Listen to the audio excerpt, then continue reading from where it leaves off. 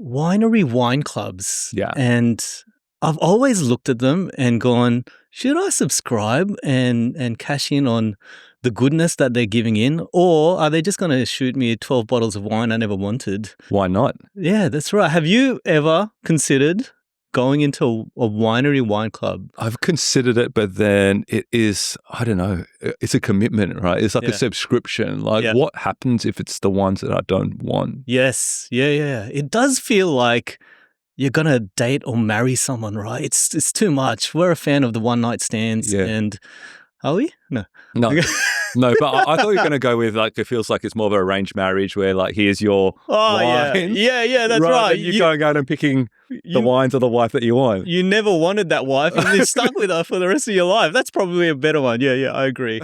But I have, every time I look at a winery's website, there's the club there and I'm going, who's actually going as being part of this club? So it's gone through my mind and I had a good deep thinking about it. I was in the shower thinking about stuff and I thought about where a lot wine of your clubs. thoughts happen, right? Exactly. In the shower, on the toilet bowl, right? Yeah, this was in the shower. And I was thinking, what would I want if I was to join a winery wine club? And there's probably two things. I want to ensure that the quality is consistent across the range. I don't want just one bottle that's good and then the rest pretty crap. But I also want some variety, some diversity in there because I don't necessarily want to join a wine club and get 12 bottles of Shiraz. I want to mix in there. And there was two wineries that I was thinking about. I was curious if you'd subscribe to this thought. Tyrrell's, right? Tyrrell's great quality and they've got the killer diversity. So Semillon, Chardonnay, Shiraz. Or the other one I was thinking about, SC Panel. We had a couple of their wines.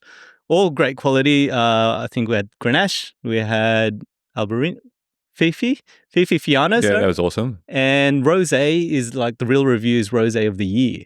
So it gives those diversity and as well as the quality characteristics. Would you be interested in subscribing to their wine club? Potentially. But yeah, I think the key factor there is consistent high quality wines. Yeah. But also I think the other kind of catch sometimes is that there's these kind of club member prices or kind of club member wines that only the club members can get access to. That's it. And generally for some of those top wineries, they might have a limited release for certain wines. Yeah. And then say, okay, we prioritize our club members first to get those wines before the public. So I think that's also the other angle as well. And it's part of the pros and cons. So I was looking at both of these as examples and going, what's actually good, what's bad about it? Pros and cons. You're absolutely right. Advantage is you get the discounts. You're getting 50 to 20% discount on retail price. You're getting exclusive access to museum releases, large format bottles. When you go to the cellar door, you're getting a fantastic tasting, all exclusive to you. I remember us going to Tyrrell's and there's this whole separate room only for their members. Do you remember that? Yeah, I remember that. It was a really nice looking place. Well, we were out just on the main counter. Some of them even give like little giveaways, hats, merchandise, etc. And all of them are free delivery, right? So there's some pretty good advantages in joining a wine club.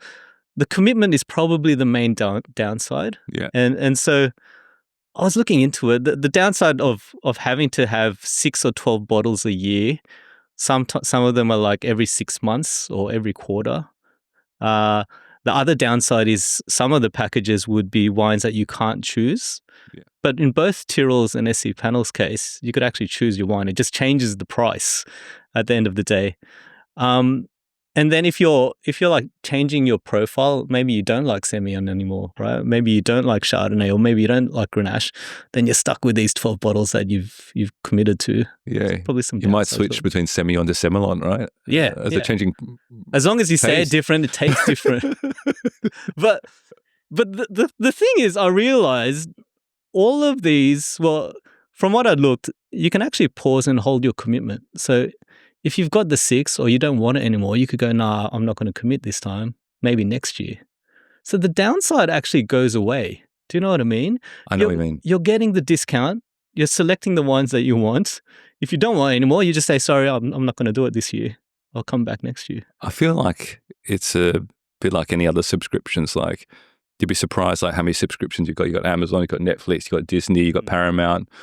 Yeah. I feel that you won't be managing all your subscriptions properly, and maybe sometimes you'd be happily surprised going, oh, look, there's that Tyrrell's box that kind of came in there. I thought I cancelled. Yeah. But I could imagine for myself, like, it's hard for me to kind of pick on just a few. Yeah. Like, I'll be joining 20 different wine clubs. Yeah. And then 20 times 6, is like 120 bottles of wine coming through. I agree with that. But I kind of feel like if we go back to choosing your wife, you don't choose a million wives. You go with the one you really like, right? Well, some people do.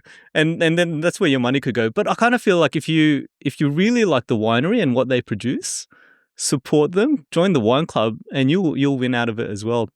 So that was my thought of the week. I'm curious to hear from everyone else out there. Do you join the Winery wine clubs? And if so, which ones and why?